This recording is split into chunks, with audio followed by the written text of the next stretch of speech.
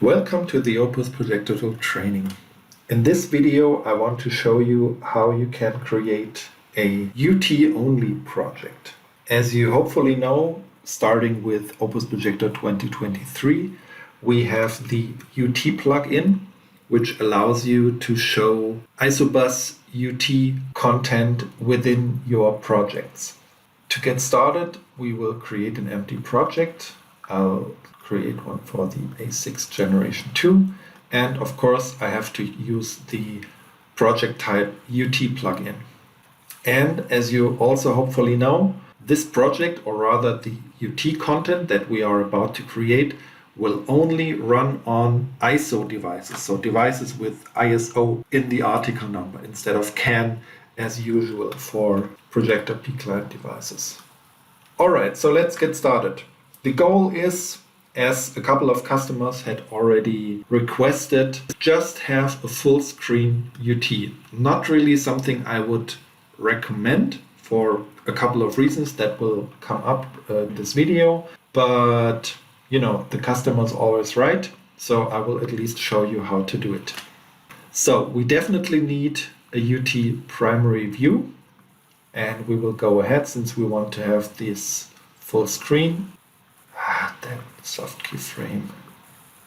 So this will be our UT view, and soft keyframe was already a good reminder because we need to do something with these soft keyframes. These soft keyframes by default are overlapping over the content of the page, which is a problem for the UT. But assuming we are using this kind of device, we still want to use our soft keys, so we cannot just delete the soft keys. What we have to do is we have to minimize them by setting the width of the soft keyframe to 1.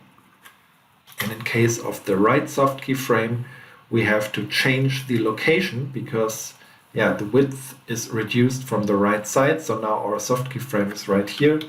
So we have to set this to location 799 for our device with a horizontal resolution of 800. Okay, that's the first couple of steps. What else? We need to configure these soft keyframes to be used as UT soft keyframes. For this, there is this property here, which we have to check for both soft keyframes. And then there is the ISOBUS UT first key number. What does that mean? Well, it actually means what it says. In ISOBUS UT, the soft keys are numbered from 0 to, let's say from 0 to something. 0 to 4, 0 to 6, to 8, to however many soft keys there are in your UT screens. And here we will define what the number of the first soft key is that is shown for the first soft key here on the device. Normally, as I have learned, the soft keys are starting on the right side because most users on the vehicle are right-handed. So the first key number for our right soft key frame shall be 0. And since we have 6 soft keys, 0, 1, 2, 3, 4, 5 will be the last one here. The first UT number on the left soft key frame shall be 6. If you want to start your soft keys on the left side, you have to reverse this. So then the right soft key frame shall have a 6 and the left soft key shall have a 0. Okay, what else do we need to do? We need a script running on project initialization.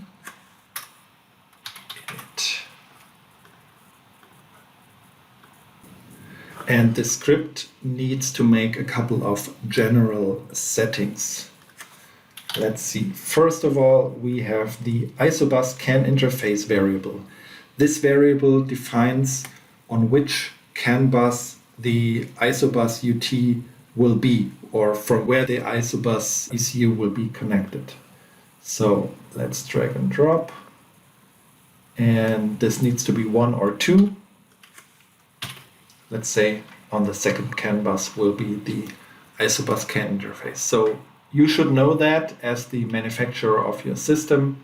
So set this to 1 or 2, depending on your situation.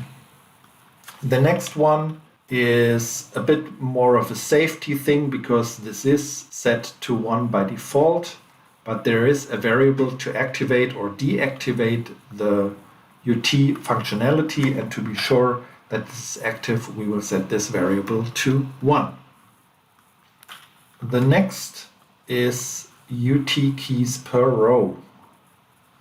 The variable name pretty much speaks for itself. We need to tell the ECU how many soft keys there are on each side. How many are there? 6, of course, in this device. So we will set this to 6.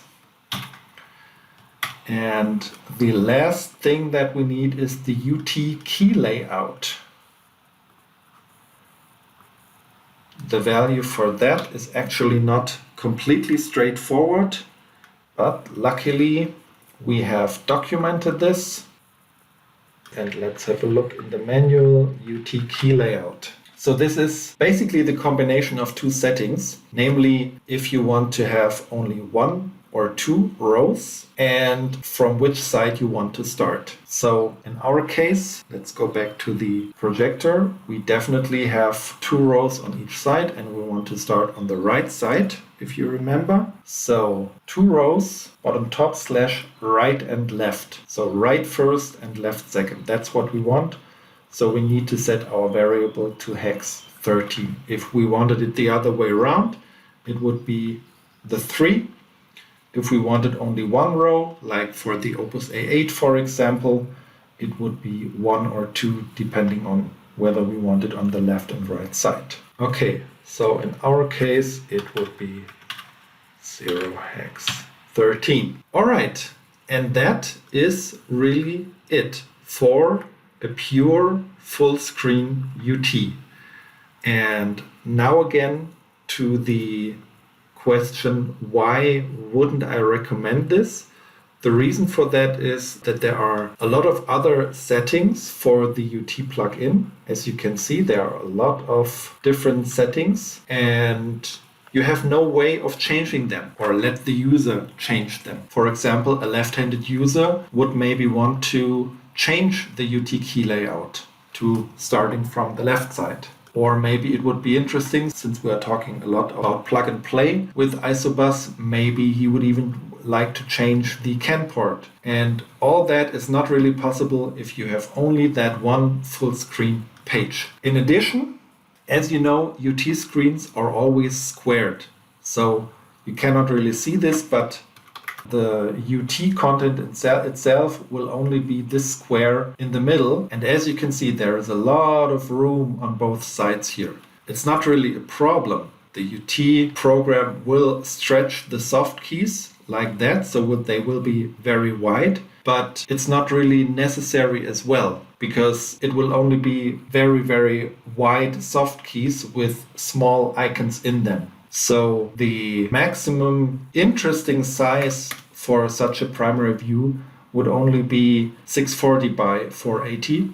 So you could have some additional buttons here on one side, or maybe like that offer the user to go to a different page and make some additional settings. For that, feel free to check out the Welcome project, where we have also UT pages included. And we have also given the possibility to basically change all UT related settings. So please check them out to see what might be interesting to offer your customers, your end users on our devices. I hope this was helpful to you. Let me know if it was or if it wasn't. And I see you as always in the next video.